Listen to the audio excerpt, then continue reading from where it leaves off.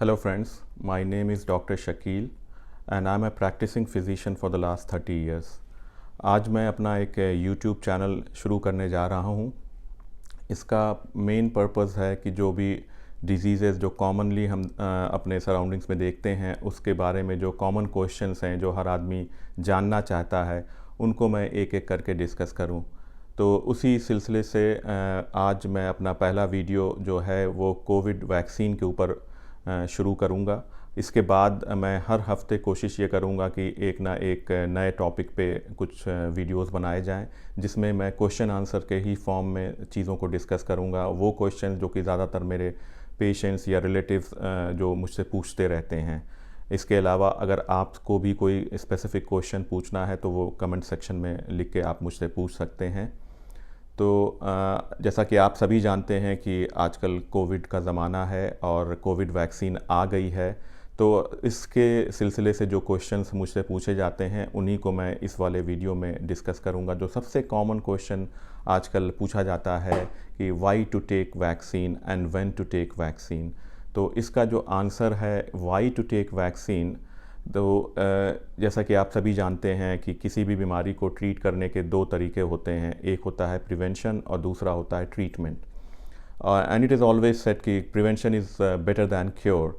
कि अगर किसी भी चीज़ को या किसी भी नॉट ओनली बीमारी बल्कि कोई भी चीज़ है, कोई अर्थक्वेक ही आने वाला है, तो आप अगर उसको बचा सकें उससे कैलेमिटी से तो वो ज़्यादा बेहतर है, ना कि जब अर्थक्वेक आ जाए उसके बाद आप सारी चीज़ें करें। ऐसे ही बीमारी का होता है कि अगर आप किसी भी बीमारी होने से पहले ही अगर आप उसको बच जाएं उससे तो वो ज़्यादा बेहतर है, ना कि जब बीमारी हो जाए और उसका आप इलाज करवाएं। तो बहुत से मेथड्स होते हैं जिससे कि आप अपने को बचा सकते हैं किसी भी बीमारी से। तो कोविड के कॉन्टेक्स्ट में जो सबसे इम्पॉर्टेंट चीज़ आपको हर वक्त सुनने को मिलती होगी कि जिससे कि आप बच सकते हैं, वो है कि आप मास्क पहनें, सोशल डिस्टेंसिंग बरकरार रखें, फ्रीक्वेंट हैंड वॉशिंग करें और आजकल के सिनेरियो में वैक्सीन लगवाएं। तो बहुत से लोगों का होता है कि मैं वैक्सीन क्यों लगवाऊं, इसके बाद भी वैक्सीन लगने के बाद भी इन्फेक्शन हो जाता है तो मैं क्यों लगवाऊं। तो इसका आंसर दोस्तों मैं आने वाले क्वेश्चंस में आपको धीरे धीरे दूंगा, लेकिन ये चीज़ उससे आपको क्लियर होगी कि आप वैक्सीन क्यों लगवाएं। दूसरा क्वेश्चन पूछा जाता है कि व्हेन टू टेक वैक्सीन। तो इसको मैं दो पार्ट्स में डिस्कस करूंगा। एक तो ये कि जो when you are absolutely fine, आपको कोई बीमारी नहीं है तो आप वैक्सीन कभी भी लगा सकते हैं 24/7, ना सुबह ना शाम का किसी तरह का कोई उसमें डिफरेंस नहीं है, किसी भी दिन लगवा सकते हैं। तो आंसर इस कि कभी भी लगवा सकते हैं। दूसरा क्वेश्चन जो इसी का पार्ट है जो वो ये कि आप लेकिन अगर मुझे बीमारी हो गई तो मुझे वैक्सीन कब लगवाना है। तो इसका आंसर ये है कि आप अपनी बीमारी को, कोविड का जो इन्फेक्शन है उसको तीन कैटेगरीज़ में डिवाइड कर सकते हैं, माइल्ड, मॉडरेट एंड सीवियर। तो अगर आपको माइल्ड इन्फेक्शन था तो आपका जो वैक्सीन आपको जो लगवाने का रिकमेंडेशन है वो ये है कि जैसे ही आपकी तबीयत ठीक हो जाती है और आपका क्वारंटीन पीरियड ख़त्म हो जाता है, पहली फुर्सत में आप जाके वैक्सीन लगवा लें। लेकिन अगर आपको मॉडरेट या सीवियर इन्फेक्शन कोविड का हुआ था तो इस सिचुएशन में बेहतर है कि आप 3 महीने का इंतज़ार करें और 3 महीने के बाद फिर अपना आप वैक्सीनेशन शेड्यूल स्टार्ट करें। आपके दिमाग में फ़ौरन क्वेश्चन आया होगा कि ऐसा क्यों है। तो इसका बहुत ही सिंपल रीज़न है। माइल्ड इन्फेक्शन में कि सबसे पहली चीज़ तो ये है कि कब हम अपने को कहेंगे कि मैं माइल्ड इन्फेक्शन से गुज़र रहा हूँ और कब कहेंगे कि मॉडरेट और सीवियर इन्फेक्शन। तो सिंपल से आंसर मैं इसका दूंगा। माइल्ड इन्फेक्शन तब कहा जाता है जब आपको इन्फेक्शन हुआ लेकिन बहुत ज़्यादा सीवियर फॉर्म में नहीं था, आपका इलाज घर पे ही रह के हो गया, आपको कोई ऑक्सीजन की ज़रूरत नहीं हुई, कोई कॉम्प्लिकेशंस नहीं डेवलप हुए और आप हॉस्पिटल में एडमिट नहीं हुए, तो इसको हम लोग माइल्ड इन्फेक्शन कहते हैं। इसके बहुत से क्राइटेरियाज भी हैं लेकिन मैं उस पर नहीं जाऊंगा ताकि कॉम्प्लिकेशंस और डेवलप हो जाएंगे आपके दिमाग में। तो ये सिंपल सा एक है आपके क्लासिफिकेशन दिमाग में कि अगर घर में रह के ठीक हो गए तो माइल्ड इन्फेक्शन है। लेकिन सपोज़ आपका इन्फेक्शन इतना था कि आपको हॉस्पिटल जाना पड़ा और हॉस्पिटल में आपको एडमिट होना पड़ा और आपको ऑक्सीजन की भी ज़रूरत पड़ी, तो इस तरह के इन्फेक्शन को हम मॉडरेट इन्फेक्शन कहते हैं। तीसरी कैटेगरी होती है सीवियर इन्फेक्शन। तो सीवियर इन्फेक्शन तब कहा जाता है कि जब आपको हॉस्पिटल में एडमिट होना पड़ा और हॉस्पिटल में भी आपको आईसीयू के अंदर एडमिट किया गया और वहाँ पे आपको ऑक्सीजन की ज़रूरत पड़ी या आपको वेंटिलेटर की ज़रूरत पड़ी। तो ये कंडीशन जो है इसको सीवियर कोविड इन्फेक्शन कहा जाता है। तो अगर आपको माइल्ड था तो आपको, जैसे मैंने कहा, कि आपको वैक्सीन जैसे ही पहली फुर्सत मिले आपको ठीक हो के आप वैक्सीन लगवा लें।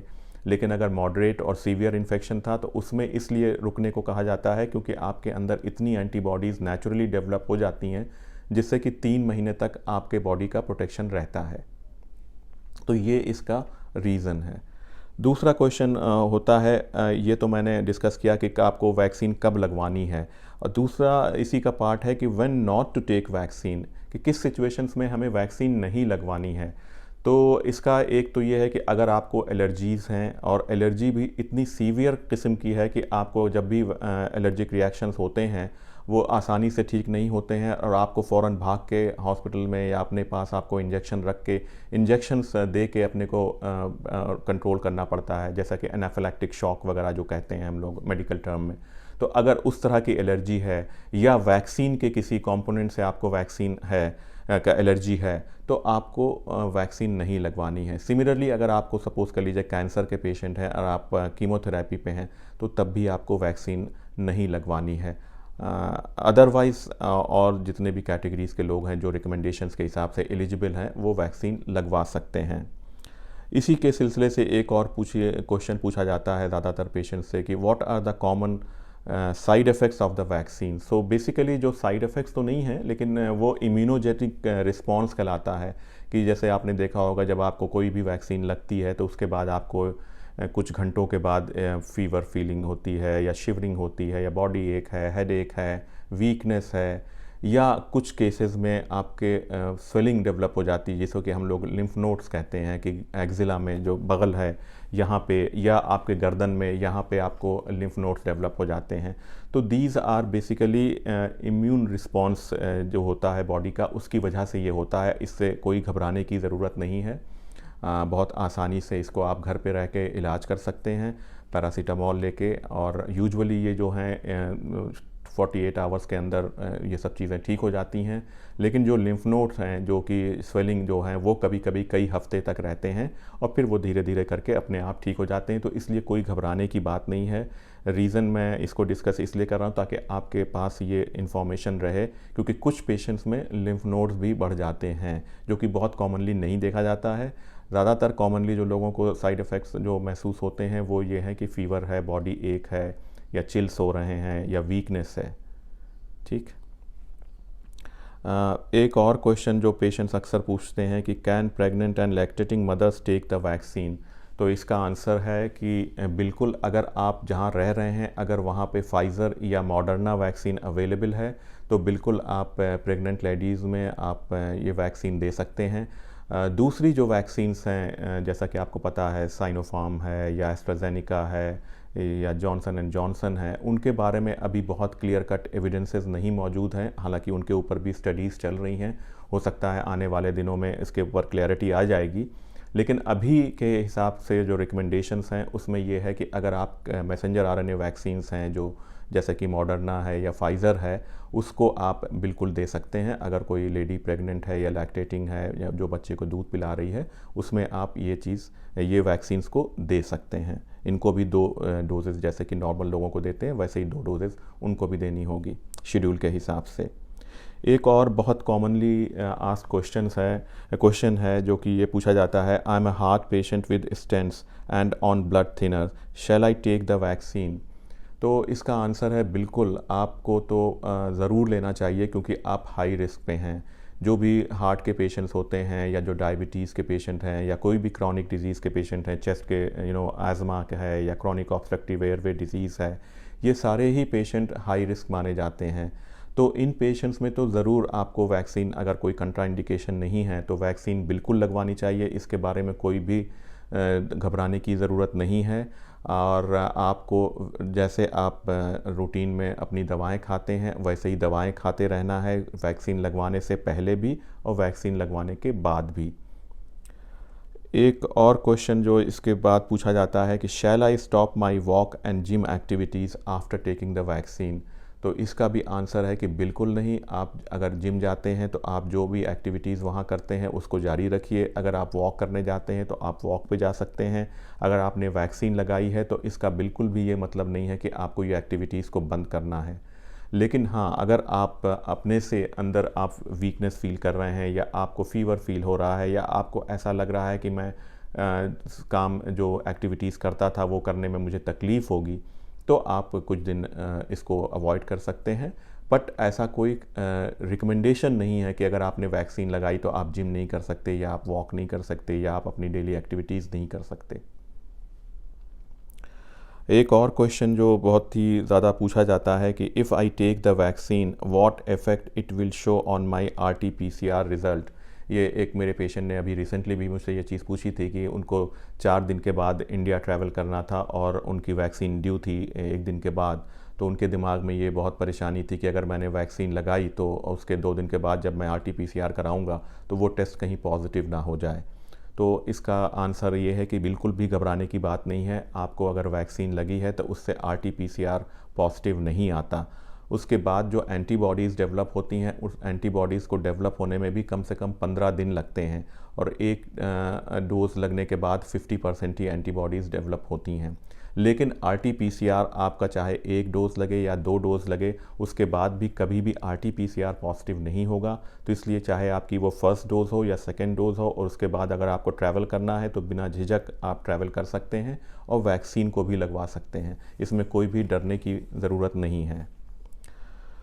एक क्वेश्चन जो कि अक्सर क्वेश्चन मेरे रिलेटिव्स ने भी पूछा है और पेशेंट्स ने भी पूछा है कि that I took first dose of vaccine and after few days became covid positive, now when can I take my second dose. तो इसका आंसर अगेन यही है कि अगर आपको माइल्ड इन्फेक्शन था तो आप जैसे ही ठीक हों आप अपनी सेकंड डोज़ ले सकते हैं। जैसे ही क्वारंटीन पीरियड से बाहर जाएं और आपका जो 3 हफ्ते या 4 हफ्ते का जो गैप जो रिकमेंडेड है उसमें अगर आप आ जाते हैं तो आप लगवा लें वैक्सीन। उसमें वेट लंबा करने की ज़रूरत नहीं है। लेकिन अगर आपको मॉडरेट या सीवियर इन्फेक्शन हुआ तो इस सिचुएशन में आपको फिर 3 महीने रुक जाना चाहिए। जो आपकी सेकेंड डोज़ होगी वो 3 महीने के बाद लगेगी। तो इस तरह से आप अपने को शेड्यूल कर सकते हैं, रीशेड्यूल कर सकते हैं।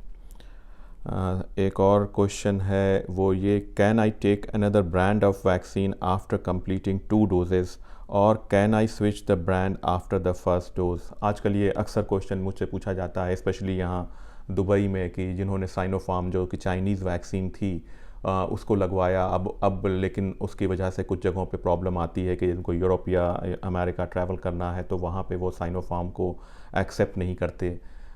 तो उस सिचुएशन में क्या करें? तो लोग ये चाहते हैं कि साहब अगर हम फाइज़र की लगवा लें तो वो हर जगह वाइडली एक्सेप्टेड है, तो क्या ये अलाउड है, ये परमिटेड है?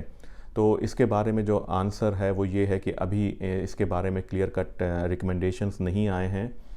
लेकिन उम्मीद ये है कि शायद आने वाले दिनों में ये रिकमेंडेशंस आ जाएंगे कि अगर आपने कोई वैक्सीन पहले ली है और अब आप दूसरी वैक्सीन 6 महीने के बाद लगवाना चाहते हैं तो आप लगवा सकते हैं। लेकिन फॉर द टाइम बीइंग अभी ये रिकमेंडेशंस नहीं आए हैं, तो अभी के हिसाब से आप ये नहीं कर सकते। लेकिन यहाँ पे यूएई में एक नया रिकमेंडेशन आ गया है। वो ये है कि जिन्होंने भी साइनोफार्म के दोनों डोजेज लगवाए थे और उनको 6 महीने हो गए हैं तो वो बूस्टर डोज फाइज़र की ले सकते हैं। लेकिन ये सिर्फ यूएई में अभी ये गवर्नमेंट की तरफ से आया है और वर्ल्ड वाइड कहीं भी मैंने इस चीज़ को नहीं देखा है। इसी का जो दूसरा पार्ट है क्वेश्चन कि अगर मैंने सपोज़ कर लीजिए एक वैक्सीन लगवाई और उसके बाद मैं दूसरी डोज़ किसी दूसरे ब्रांड की लगवाना चाहूँ तो क्या ये अलाउड है? इसका कोई साइड इफ़ेक्ट तो नहीं है? तो दोस्तों इसका कोई आंसर अभी तक नहीं है। इसके ऊपर भी स्टडीज़ चल रही हैं और शायद आने वाले दिनों में ऐसे इंडिकेशंस मिल रहे हैं कि शायद ये भी अलाउ हो जाए। लेकिन अभी इसके ऊपर क्लियर कट डायरेक्टिव्स नहीं है, किसी को भी रिजल्ट्स पता नहीं है। तो अभी के सिनेरियो में इसका आंसर है नहीं। आपको वही डोज लगवानी है, वही ब्रांड की वैक्सीन लगानी है जिसकी कि आपने पहली लगवाई है, दूसरी भी उसी की लगवानी है। एक क्वेश्चन जो मेरे पेशेंट ने रिसेंटली पूछा था कि can I donate blood if needed after the vaccination. तो बिल्कुल अगर आपको सपोज़ कर लीजिए कोई आपका जानने वाला बीमार है और उसको ब्लड की ज़रूरत है बहुत, तो आप अगर ब्लड डोनेट करना चाहते हैं तो बिल्कुल आप कर सकते हैं, लेकिन 1 हफ़्ते के बाद वैक्सीन अगर आपने लगवाई है तो आपको 1 हफ़्ते कम से कम वेट करना है, उसके बाद आप बिल्कुल डोनेट कर सकते हैं, कोई मसला नहीं है। एक दूसरा क्वेश्चन है, is it safe to give vaccine to aged people? इसका भी आंसर है कि yes, it is very safe and in fact जो ओल्ड एज के जो लोग होते हैं उनको रिकमेंडेशन सबसे प्रायोरिटी बेसिस पे था। अगर आपको याद होगा जब वैक्सीन दुनिया में आई तो सबसे पहले जो रिकमेंडेशन था वो अबव 60 ईयर्स और जो हेल्थ केयर वर्कर्स थे उनके लिए ये परमिशन थी, क्योंकि वो लोग सबसे ज़्यादा हाई रिस्क पे हैं। तो उनमें बिल्कुल बिना कोई दो डाउट्स के आपको ये रिकमेंडेशंस हैं और आपको वैक्सीन उनको लगवानी चाहिए अगर कोई कंट्राइंडिकेशन नहीं है। एक क्वेश्चन और मुझसे रिसेंटली पूछा गया था कि I was admitted in the hospital with diabetes complications, when can I take the vaccine? तो इसके बारे में जो रिकमेंडेशंस हैं वो ये है कि अगर आप डायबिटीज़ आपकी अनकंट्रोल थी या किसी कॉम्प्लिकेशंस के वजह से आप हॉस्पिटल में एडमिटेड थे तो आपको यूजुअली 4 हफ्ते इंतज़ार करना चाहिए और उसके बाद जाके आप उसकी वैक्सीन ले सकते हैं। एक और क्वेश्चन जो भी कई बार मुझसे कई लोगों ने पूछा कि can I take flu and covid vaccines together? ये अक्सर होता है, पेशेंट कहते हैं कि मैं अपना फ्लू वैक्सीन इस साल का नहीं ले पाया, तो क्या मुझे वैक्सीन अगर मैं कोविड का लेने जाऊं तो उसी दिन उसके साथ ही मैं फ़्लू का भी शॉट लगवा लूं? तो दोस्तों अभी के रिकमेंडेशंस के हिसाब से इसका आंसर है नो, क्योंकि अभी तक के रिकमेंडेशंस में हिसाब से ये है कि there should be a gap of at least 2 weeks between the 2 vaccines. लेकिन इसके दूसरा जो आंसर है वो ये है कि बहुत सी स्टडीज़ चल रही हैं जिसमें कि ये देखने की कोशिश की जा रही है कि अगर दोनों वैक्सीन्स को दी जाए साथ में तो कोई प्रॉब्लम तो नहीं आएगी, और ऐसे इंडिकेशंस मिल रहे हैं कि शायद ये रिकमेंडेशन आ जाएगा कि आप कोविड और फ्लू वैक्सीन साथ में ले सकते हैं। इनफैक्ट ये भी एक रिपोर्ट आई, मैंने एक जगह पढ़ा है कि नोवावैक्स वैक्सीन जो है वो बहुत जल्द आई थिंक ये वैक्सीन लॉन्च कर रही है जिसमें कि कोविड और फ्लू वैक्सीन दोनों ही का प्रोटेक्शन होगा, और ये एक्सपेक्टेड है कि शायद सितंबर या अक्टूबर में जब वो लॉन्च होगी तो आपको उसका एडवांटेज ये होगा कि आपको अलग से फ्लू वैक्सीन लगवाने की ज़रूरत नहीं होगी। लेकिन फॉर द टाइम बीइंग अगर आपको अभी अगर फ्लू और कोविड दोनों लगवाना है तो दोनों के बीच में कम से कम 2 to 4 वीक्स का गैप रखें। एक और क्वेश्चन जो कि अक्सर लोगों के दिमाग में चलता है कि how long antibodies last in the body after the second dose of Covid vaccine? लेकिन मिनिमम 6 मंथ्स और आपको 8 to 9 मंथ्स तक का ये पीरियड अभी तक पाया गया है कि ज़्यादातर वैक्सीन्स हैं, जैसे कि फाइज़र है वो 8 to 9 मंथ्स तक का प्रोटेक्शन देखा गया है कि वो दे रही है, साइनोफार्म जो है या एस्ट्राजेनिका है वो 6 to 8 मंथ्स का दे रही है। तो इसीलिए बूस्टर डोजेस की जो बात हो रही है वो शायद ये हो कि 6 to 9 मंथ्स के बाद ये रिकमेंडेशंस शायद आ जाएं कि जब आपकी सेकेंड डोज़ हो जाए तो आपको बूस्टर डोज़ लगवानी पड़ेगी। इसी के साथ मेरे दिमाग में एक और क्वेश्चन याद आ रहा है मुझे, जो अक्सर लोगों ने पूछा, वो ये था कि अगर मुझे कोविड हो गया है तो मैं वैक्सीन क्यों लगवाऊं, क्योंकि मेरे अंदर तो ऑलरेडी नेचुरल एंटीबॉडीज़ डेवलप हो गई हैं जो कि मुझे प्रोटेक्ट कर लेंगी, तो मैं वैक्सीन क्यों अलग से लगवाऊं? तो दोस्तों इसका जो जवाब है वो ये है कि जो आपके अंदर नेचुरल एंटीबॉडीज़ बनती हैं वो डेफिनेटली आपको प्रोटेक्शन देती हैं, लेकिन ये स्टडीज़ ने पाया है कि जब आपको वैक्सीन लगती है और उसके बाद जो एंटीबॉडीज़ बनती हैं उनकी जो टाइटर्स होते हैं उनमें बहुत ज़्यादा फ़र्क है। बहुत सी स्टडीज़ में पाया गया है कि 50 टाइम्स का डिफरेंस आता है कि जो आपको अगर वैक्सीन लगाई गई है तो उससे जो एंटीबॉडीज़ बनती हैं वो 50 गुना ज़्यादा बनती हैं बनिस्बत कि अगर आपको कोई कोविड का इन्फेक्शन हुआ है और उसके बाद जो आपकी बॉडी के अंदर एंटीबॉडीज़ का प्रोडक्शन होता है। तो जाहिर सी बात है जितनी ज़्यादा एंटीबॉडीज़ आपकी बॉडी के अंदर रहेंगे उतना ज़्यादा आप प्रोटेक्टेड रहेंगे, तो इसलिए भी वैक्सीन लगाना रिकमेंडेड है इवन अगर आपको इन्फेक्शन हो चुका है तब भी। नेक्स्ट क्वेश्चन है, I took both the doses of vaccine but develop COVID infection, why it happened and what was the advantage of taking the vaccine? तो ये अक्सर होता है और मैंने भी कई पेशेंट्स को देखा है कि जिन्होंने कि दोनों डोजेस लगवाई लेकिन उसके बावजूद उनको इन्फेक्शन हो गया। तो उसका आंसर ये है कि कोई भी वैक्सीन 100% प्रोटेक्शन नहीं देती, और जैसा कि आप सभी को पता है कि कोविड वैक्सीन भी जो है वो हर वैक्सीन का एक डिफरेंट परसेंटेज है प्रोटेक्शन देने का। जो सबसे ज़्यादा प्रोटेक्शन रेट है वो फाइज़र और मॉडर्ना का है, जो कि अराउंड 94 to 95% है, बाकी वैक्सीन थोड़ा कम देती हैं। तो इस वजह से आपको इन्फेक्शन हो सकता है despite of taking the 2 doses of vaccine. लेकिन जो सबसे बड़ा एडवांटेज है कि अगर आपको इन्फेक्शन होता है तो चूँकि आपके अंदर एंटीबॉडीज़ होती हैं, तो आपको जो इन्फेक्शन की सीवियरिटी है वो बहुत ज़्यादा नहीं होती है, और ये बहुत बड़ा एडवांटेज है कि आपको हॉस्पिटलाइजेशन और जो कॉम्प्लिकेशंस हैं वो कम हो जाते हैं। तो इस वजह से इसमें आपके दिमाग में बिल्कुल कोई भी कन्फ्यूजन नहीं होना चाहिए कि मैं वैक्सीन क्यों लगवाऊं, जबकि वैक्सीन लगवाने के बाद भी इन्फेक्शन को होना ही है। कभी कभी ये भी क्वेश्चन आता है कि साहब मैंने पहली वैक्सीन की डोज लगवाई और उसके 3 दिन के बाद मुझे कोविड हो गया, तो ये तो देखिए वैक्सीन लगवाया इस वजह से हुआ, वरना तो मैं एकदम ठीक था। तो उसका भी जो आंसर है, जो आपके दिमाग में जो बात चल रही है वो सही नहीं है, क्योंकि जो कोविड का जो इन्फेक्शन है उसका इंक्यूबेशन पीरियड 14 दिन का होता है। तो इस 14 दिन के बीच में अगर आप कभी भी आपको सिम्टम्स डेवलप हो सकते हैं, तो ये हो सकता है कि आपको इन्फेक्शन वैक्सीन लगने से 1 हफ्ते पहले हुआ था, लेकिन आपको डेवलप जो हुआ वो वैक्सीन लगने के बाद हुआ। तो इसका मतलब ये नहीं हुआ क्योंकि आपको वैक्सीन लगी तो उसकी वजह से वो प्रेसिपिटेट कर गया, या वैक्सीन लगने की वजह से नया इन्फेक्शन हो गया। तो ये चीज़ आपके दिमाग में बहुत क्लियर होना चाहिए कि वैक्सीन लगने से इन्फेक्शन नहीं है। ये जो इन्फेक्शन हुआ वो प्रॉबेबली आपको इन्फेक्शन पहले से था, आपकी बॉडी में वायरस पहुंच गया था और वो मल्टीप्लाई कर रहा था, फिर जब वो एक क्रिटिकल लेवल पे जब उसने पार किया तो आपके पास सिम्टम्स आने लगे। तो इसलिए कोई घबराने की बात नहीं है। एक और क्वेश्चन आता है कि किस एज तक के बच्चों को हम वैक्सीन लगवा सकते हैं। तो अब डिफरेंट कंट्रीज़ में अभी डिफरेंट रिकमेंडेशंस हैं। जो अभी लेटेस्ट रिकमेंडेशन जो यूएई में है या यूएस में है वो है कि 12 साल के ऊपर के बच्चों को वैक्सीन आप लगवा सकते हैं, specially the Pfizer and Moderna. लेकिन स्टडीज़ चल रही हैं और बहुत जल्द उम्मीद ये है कि शायद ये रिकमेंडेशंस आ जाएंगे कि कोई भी बच्चा जो कि 6 महीने से ऊपर की एज का है वो वैक्सीन लगवा सकता है।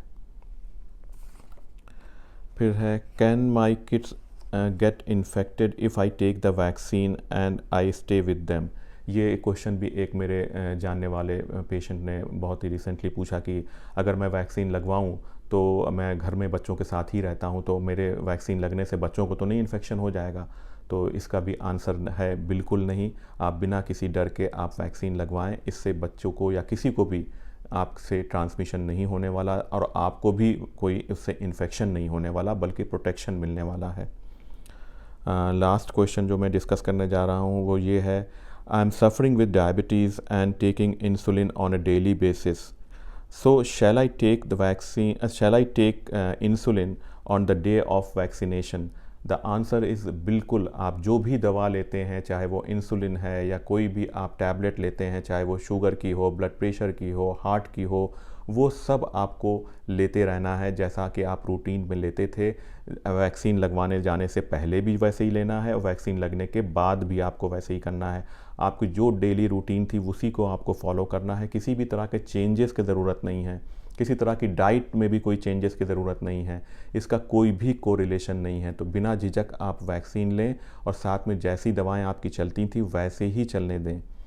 एक और लास्ट क्वेश्चन जो मैं आपसे डिस्कस करूंगा, मेरे दिमाग में अभी भी ये आई, जो अक्सर लोगों के दिमाग में होता है कि वैक्सीन से तो ब्लड क्लॉट बन जाते हैं। तो आप तो कह रहे हैं कि मैं तो ऑलरेडी हार्ट का पेशेंट हूँ, इतना हाई रिस्क हूँ, और मुझको आप कह रहे हैं कि साहब वैक्सीन लगवा लो, मुझे तो स्ट्रोक हो जाएगा, मुझे तो हार्ट अटैक हो जाएगा। तो दोस्तों, इसके बारे में बहुत से मिसकंसेप्शंस हैं। डेफिनेटली यस, कुछ केसेस रिपोर्टेड थे, कुछ हंड्रेड्स में रिपोर्टेड थे एस्ट्राजेनिका के साथ स्पेशली, कि जिनमें कि ब्लड क्लॉट्स डेवलप हुए वैक्सीन लगने के बाद, लेकिन वो परसेंटेज बहुत ही लो है।